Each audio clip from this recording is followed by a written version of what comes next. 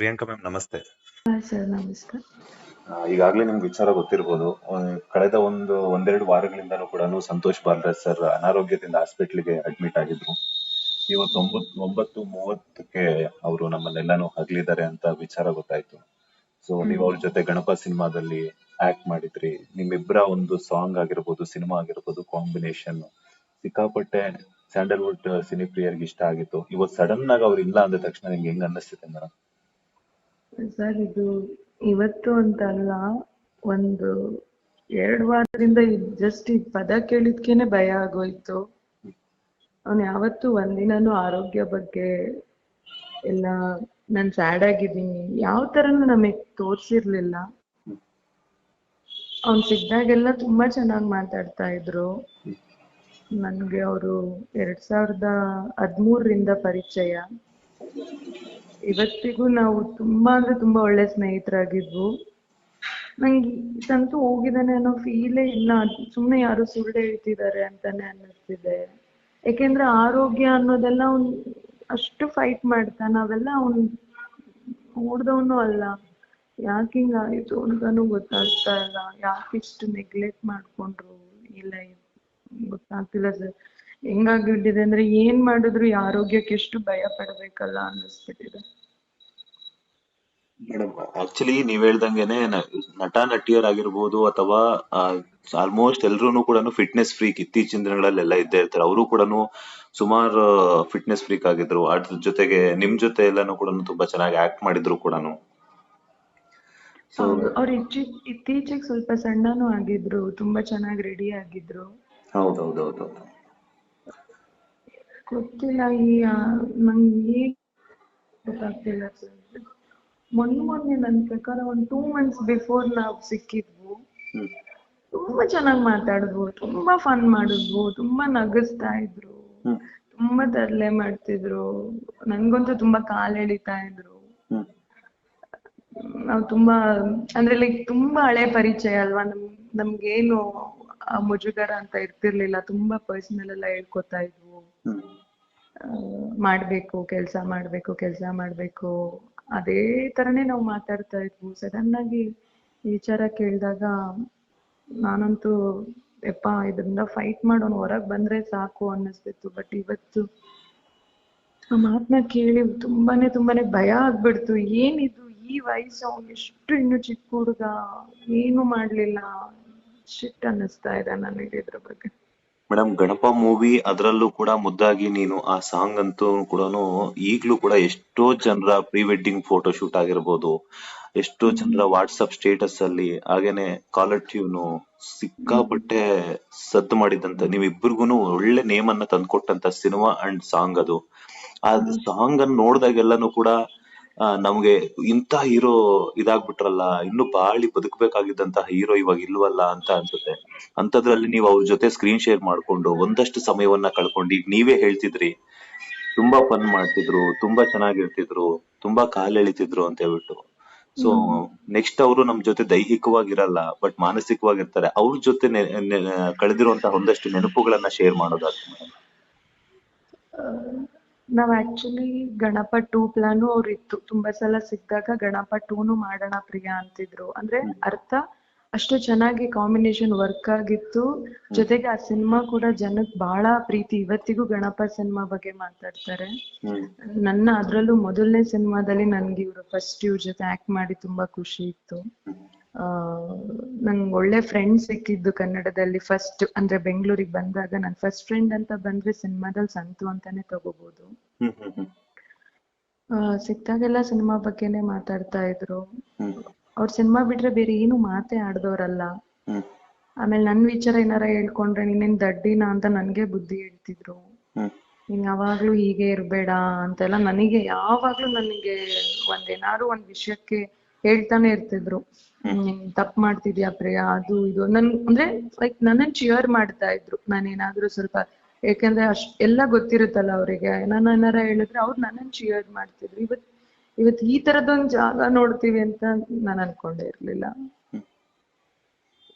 ಒಡನಾಟ ಅನ್ನೋದಕ್ಕಿಂತ is my classmate, school friends ಅಂತೆಲ್ಲ ಇರ್ತಾರಲ್ಲ, ಆ ತರ ನನಗೆ ಸಿನಿಮಾ ಇಂಡಸ್ಟ್ರಿಲಿ ಒಬ್ಬ ಫ್ರೆಂಡ್ ಅವನು. ಮೇಡಮ್ ಈಗ ನಿಮ್ಗೆ 2 ವಾರಗಳ ಹಿಂದೆನೆ ಗೊತ್ತಾಯ್ತು ಅಂತ ಹೇಳಿದ್ರಿ, ಅವಾಗ ಏನಾದ್ರು ಮಾತನಾಡಿಸುವಂತದ್ದಾಗಿರ್ಬೋದು, ಅವ್ರನ್ನ ನೋಡುವಂತ ಪ್ರಯತ್ನವನ್ನ ಮಾಡಿದ್ರಾ? ಇಲ್ಲ ಸರ್, ಅದು ನಾನ್ ಕೇಳ್ದೆ. ನನ್ ಬ್ರದರ್ ಒಬ್ರು ಇದಾರೆ, ಅವನ್ಗೂ ನನ್ಗೂ ತುಂಬಾ ಆತ್ಮೀಯರು. ಹ್ಮ್ ಅವರೇ ನನ್ಗೆ ಇನ್ಫಾರ್ಮೇಶನ್ ಕೊಟ್ಟಿದ್ದು. ನನಗೆ ಶಾಕ್ ಆಯ್ತು. ಆ ಚೆನ್ನಾಗಿದ್ರಲ್ಲ ಅಣ್ಣ, ಏನಾಯ್ತು ಅಂತ ಅಂದೆ.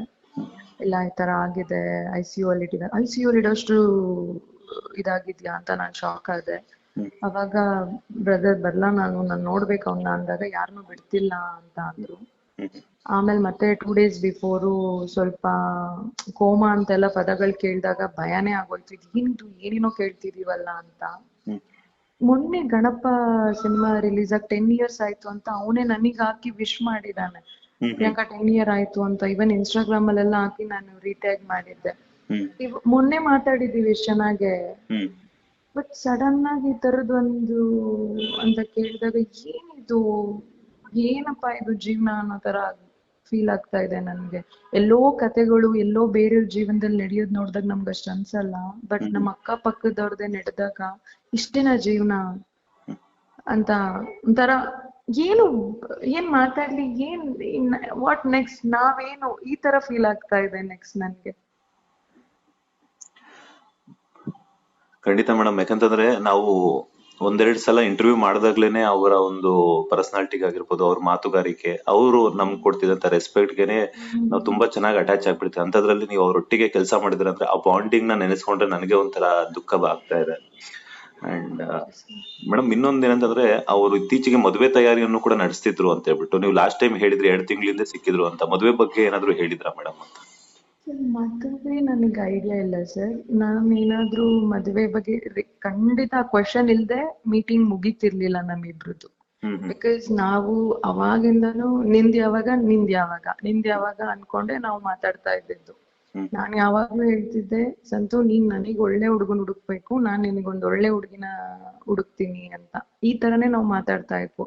ಸುಮ್ನಿರ್ ಪ್ರಿಯಾ, ನೀನ್ ಆಗು, ನನ್ಗಂತೂ ಈ ಮದ್ವೆ ಎಲ್ಲ ಬೇಡ ಅಂತಾನೆ ಅಂತಿದ್ರು.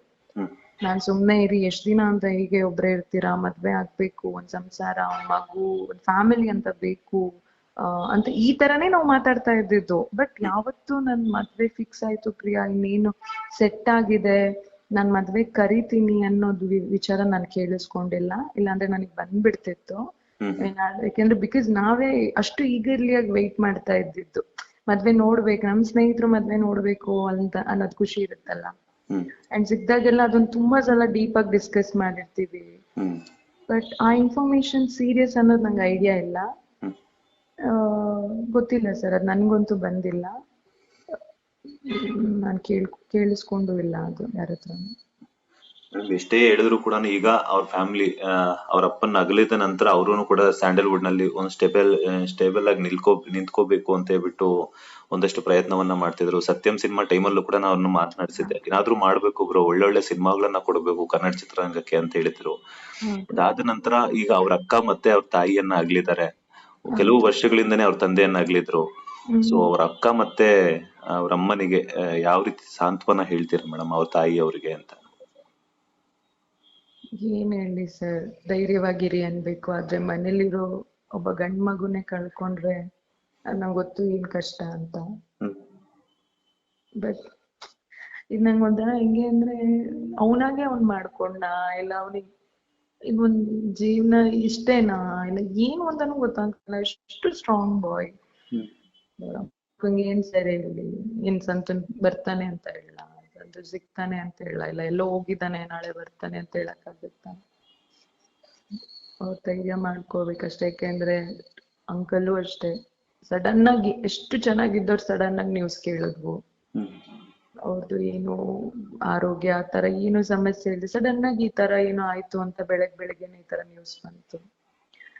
ಅದನ್ನ ಕೇಳಿ ನೆಕ್ಸ್ಟ್ ಅವ್ನು ತುಂಬಾ ಸ್ಟ್ರಾಂಗ್ ಆಗಿದ್ದ. ಆಮೇಲೆ ತಂದೆ ವಿಚಾರ ಆದ್ಮೇಲೆ ನಾನ್ ಮಾಡ್ತೀನಿ ಅಂತ ಎಲ್ಲ, ಇವಾಗ ಅವನು ಹೀಗೆ ಹೊಂಟೋಗ್ಬಿಟ್ಟ. ಧೈರ್ಯ ಹೇಳ್ಬೇಕಷ್ಟೇ ಸರ್, ಇನ್ನೇನ್ ಮಾಡಕ್ಕಾಗಲ್ಲ. ಅವನ್ ಹೇಳ್ದಂಗೆ ನೀವು ಖಂಡಿತವಾಗ್ಲೂ ನಮ್ಮ ಮನ್ಸಲ್ಲಿ ಮಾನಸಿಕವಾಗಿ ಖಂಡಿತವಾಗ್ಲೂ ನಮ್ ಸುತ್ತಮುತ್ತನೇ ಇರ್ತಾನೆ ಅನ್ನೋ ಇದ್ರಲ್ಲಿ ಇರ್ಬೇಕಷ್ಟೆ. Thank you so much madam. ಯಾಕಂತಂದ್ರೆ ನನ್ಗೆ ಈಗ್ಲೂ ಕೂಡ ನಮ್ಗೆ ಹೆಂಗ್ ಹೇಳಿ ಅಂತ ಗೊತ್ತಾಗ್ತಿಲ್ಲ. ಯಾಕಂದ್ರೆ ನಿಮ್ ಮಾತುಗಳ ಮೂಲಕ ನಿಮ್ಮಿಬ್ಬರ ಬಾಂಡಿಂಗ್ ಆಗಿರ್ಬೋದು, ಫ್ರೆಂಡ್ಶಿಪ್ ಆಗಿರ್ಬೋದು, ಯಾವ ರೇಂಜ್ ಇತ್ತು ಅಂತ ಹೇಳ್ಬಿಟ್ಟು ಅರ್ಥ ಮಾಡ್ಕೊಂತೀನಿ. ಇಂಥ ಕಷ್ಟ ಸಮಯದಲ್ಲೂ ಕೂಡ ಅವರ ಜೊತೆ ಕಳೆದಂತ ಒಂದಷ್ಟು ಸಮಯವನ್ನ ನಮ್ ಜೊತೆ ಹಂಚ್ಕೊಂಡಿದ್ದಕ್ಕೆ thank you madam. Thank you sir, thank you. Thank you ma'am. Latest ಹಾಗೂ ಇಂಟ್ರೆಸ್ಟಿಂಗ್ ಸುದ್ದಿಗಳಿಗಾಗಿ ಬಾಸ್ ಟಿವಿ ಕನ್ನಡ ಚಾನೆಲ್ನ ಸಬ್ಸ್ಕ್ರೈಬ್ ಮಾಡಿ. ಹಾಗೆಯೇ ಬೆಲ್ ಐಕಾನ್ ಪ್ರೆಸ್ ಮಾಡಿ. ಇದರ ಜೊತೆಗೆ ಫೇಸ್ಬುಕ್, ಇನ್ಸ್ಟಾಗ್ರಾಮ್, ಎಕ್ಸ್ ನಲ್ಲೂ ಮಿಸ್ ಮಾಡದೆ ಫಾಲೋ ಮಾಡಿ.